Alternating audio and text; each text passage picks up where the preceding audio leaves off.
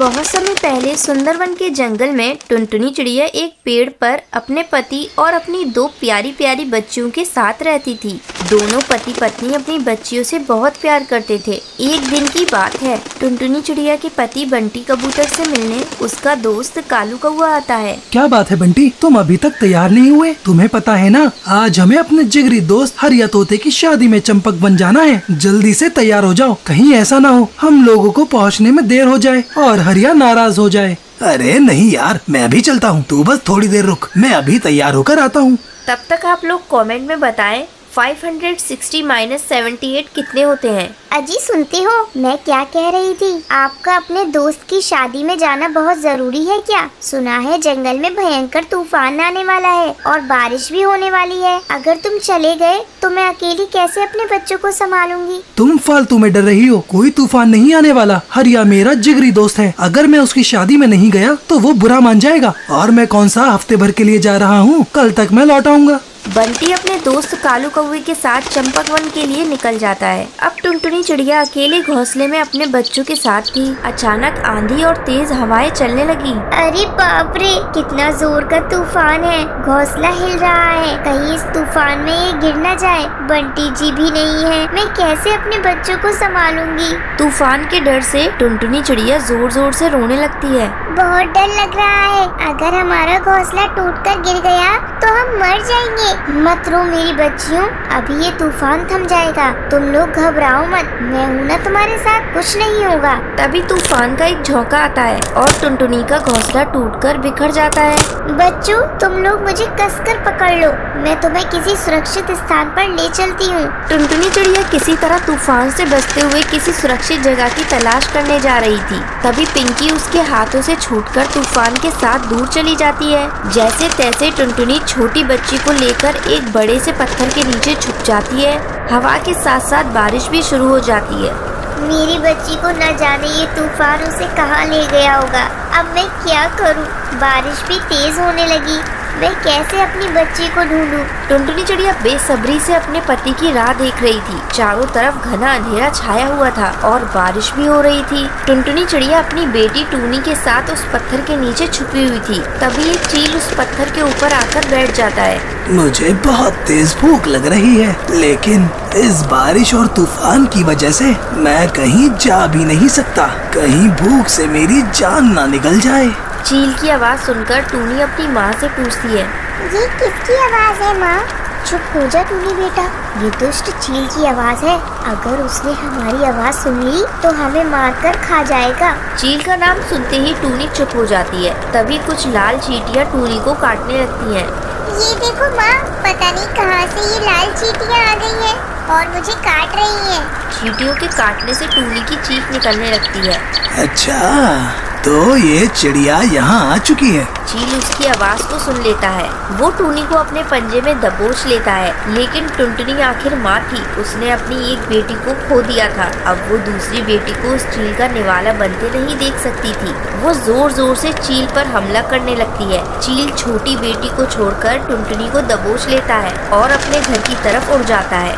अरे ओ मेरी जान, देखो मैं तुम्हारे लिए नरम नरम चिड़िया लाया हूँ, आओ हम दोनों इसके स्वादिष्ट मांस को खाते हैं। उसकी पत्नी उसकी आवाज सुनकर उसके पास आती है और उससे कहती है, जल्दबाजी मत करो जी, तुम जाकर जंगल से लकड़ियाँ लेकर आओ, हम इसे आग में भूनकर खाएंगे। ठीक है मेरी जान, मैं अभी जाकर जंगल से लकड़ियाँ लेकर आता हूँ। और वो ये कहकर जंगल के लिए निकल जाता है। इधर टुनटुनी चिड़िया अपनी किस्मत पर आंसू बहा रही थी। वो जोर जोर से रो रही थी।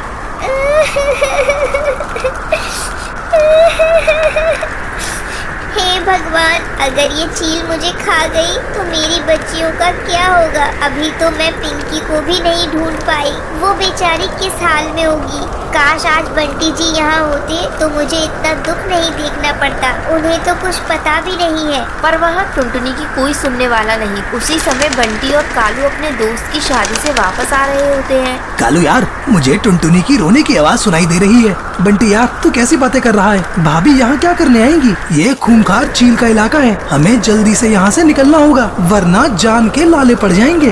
बंटी कालू की बातें नहीं सुनता। वो ढूंढते हुए टुनटुनी के पास पहुंचता है।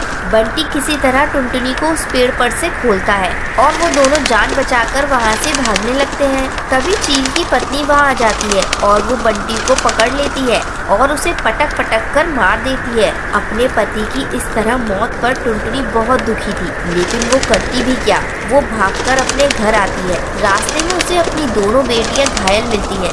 वो उन दोनों को लकड़ी गाड़ी पर रखकर एक पेड़ की खोल के पास पहुंचती है। ऐसे ही कई दिन गुजर जाते हैं। दोनों बच्चे स्वस्थ हो जाते हैं।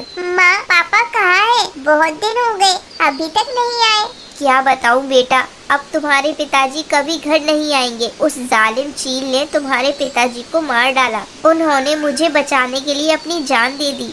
दोनों बच्ची अपने पिता के बारे में सुनकर रोने लगती हैं। टुनटुनी चिड़िया किसी तरह उन दोनों को समझाती है और फिर वो सभी खुशी खुशी रहने लगते हैं।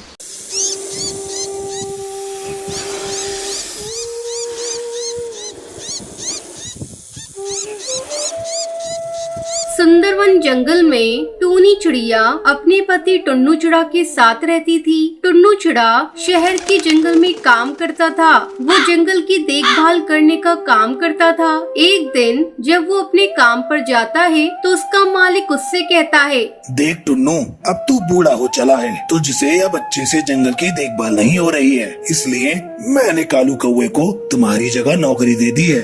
टुन्नू चिड़ा निराश मन से अपने घर लौट आता है। जब टोनी चिड़िया टुन्नू चिड़ा को उदास देखती है तो उससे पूछती है, क्या हुआ जी, आप क्यों उदास हैं और इतनी जल्दी आप काम से वापस कैसे आ गए? टुन्नू चिड़ा उसकी किसी बात का जवाब नहीं देता। टोनी चिड़िया सोचने लगती है, लगता है टुन्नू चिड़ा की तबीयत ठीक नहीं है, मैं इन्हें ज्यादा परेशान नहीं करूंगी। अगले दिन से टुन्नू चिड़ा काम की तलाश में निकल जाता है। कई दिनों तक वो काम की तलाश करता रहता है, लेकिन उसे कोई काम नहीं मिलता। धीरे धीरे टुन्नू चिड़ा बीमार रहने लगता है और एक दिन उसकी मौत हो जाती है। टूनी चिड़िया की सर पर जैसे दुखों का पहाड़ टूट पड़ता है। वो अपनी बेटी को अपने सीने से लगाए रो रही थी। मेरी बच्ची, अब मैं क्या करूं? तेरे पिता की तो मौत हो गई। लगता है मैं भी ज्यादा दिनों तक नहीं जी पाऊंगी। तुझे ही अब अपना ख्याल रखना होगा। टूनी चिड़िया अपने पति की गम में खोई रहती थी। एक दिन जब वो भोजन की तलाश में जा रही थी, तभी एक शिकारी उसे अपना शिकार बना लेता है।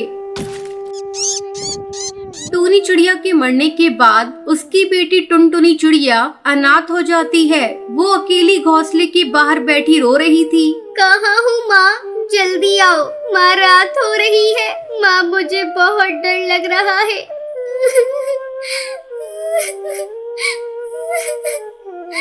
टुनटुनी चिड़िया के रोने की आवाज सुनकर पड़ोस में रहने वाली सुंदरी कौवी उसके पास आती है। क्या हुआ टुनटुनी बेटा, तू रो क्यों रही है? और इतनी रात में अकेली तू घोंसले के बाहर क्या कर रही है? तेरी माँ कहाँ है? सुंदरी मौसी, मेरी माँ खाने की तलाश में जंगल गई थी, अभी तक वापस नहीं आई। मुझे बहुत डर लग रहा है, कहीं उन्हें कुछ हो तो नहीं गया।